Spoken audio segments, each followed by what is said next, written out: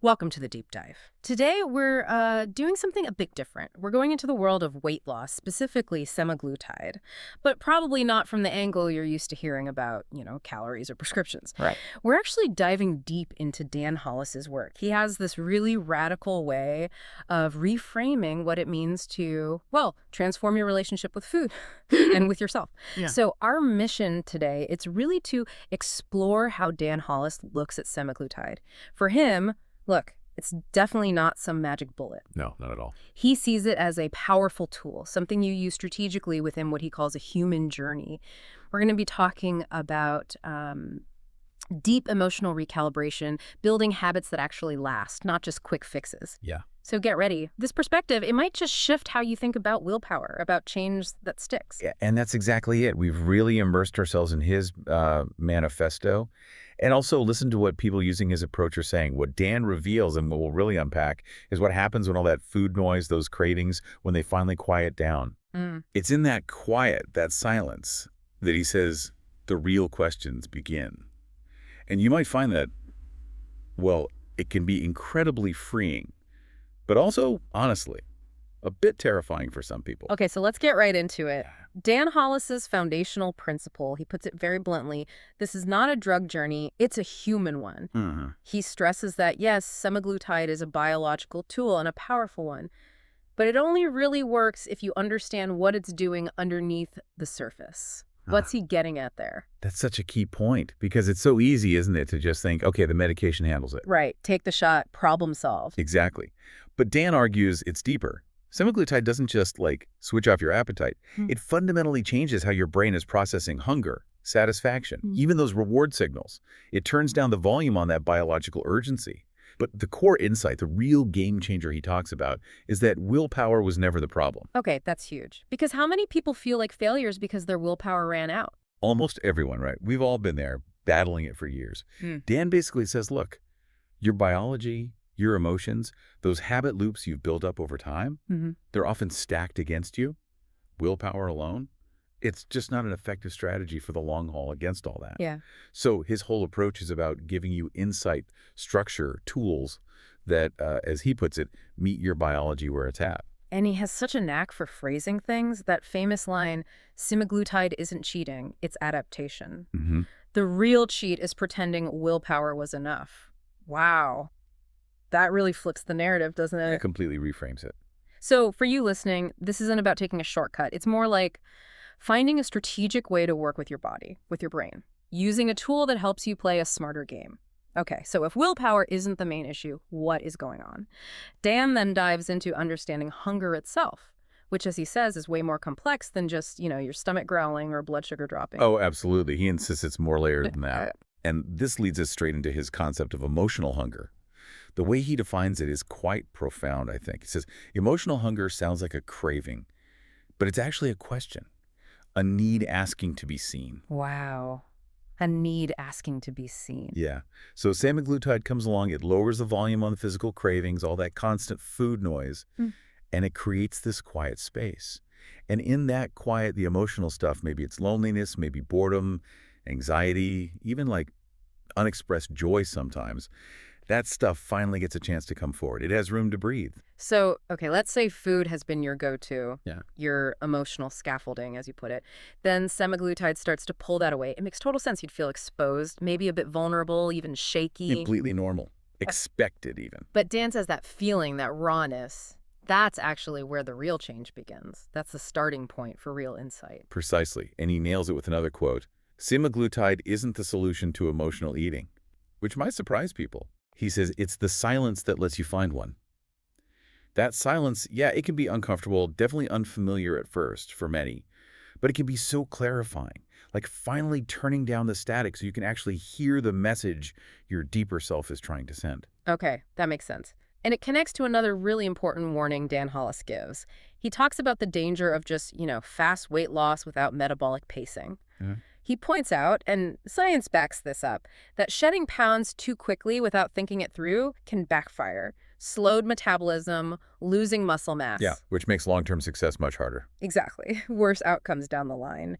So instead, his approach is all about pacing. What does that actually look like? Pacing is crucial. It's about being strategic. Not just what you eat, but thinking about when you eat, how you integrate activity, rest, supporting your body's function for the long run. It's about avoiding those classic crash diet pitfalls like your metabolism grinding to a halt. Mm. Dan actually frames semaglutide itself as this sort of biological pause, or, as he sometimes calls it, a sacred window. Its real power isn't just the weight coming off, it's that it gives you time.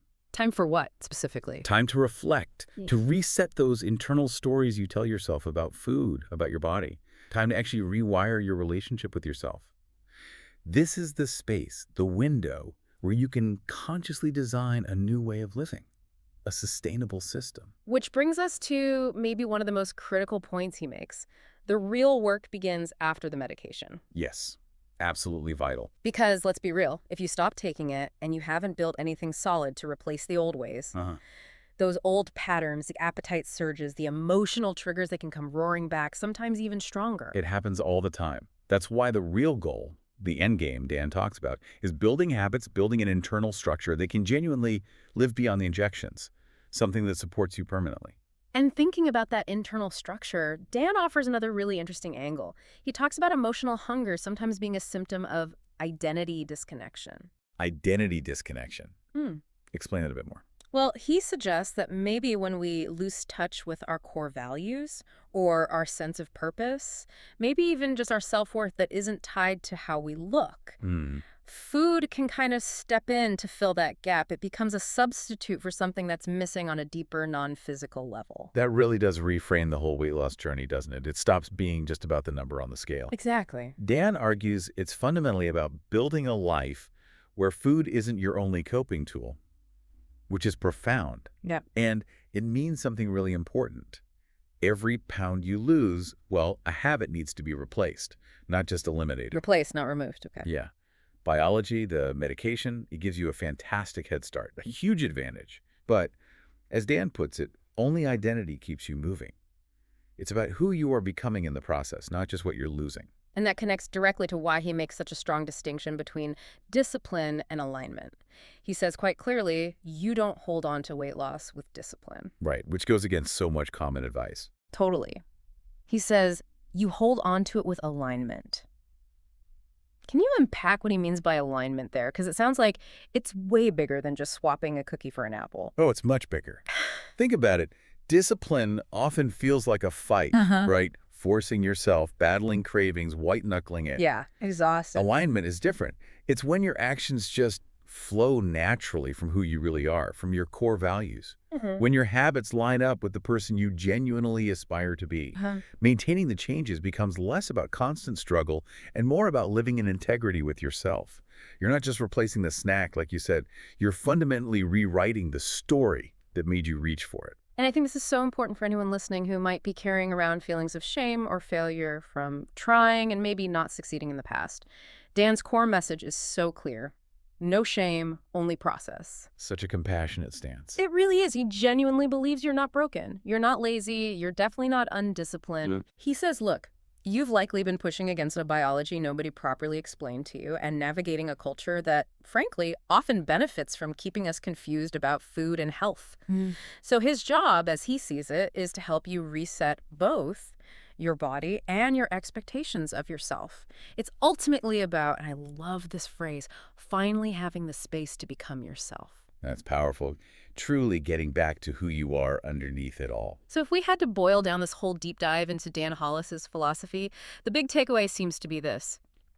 He views semaglutide not as some miracle pill, Definitely not. but as a miracle pause, a unique, invaluable opportunity. Absolutely.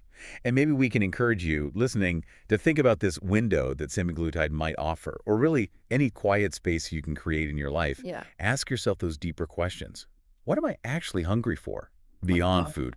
And importantly, what needs real support now that food isn't automatically filling in all the gaps? Yeah. Because that's where the real sustainable transformation happens. And we'll leave you with one last powerful thought from Dan Hollis to really mull over. When the cravings stop, the truth begins. Hello. What truth about yourself, about your life, about your habits? What truth might emerge for you in that quiet, potentially transformative space? Something to think about.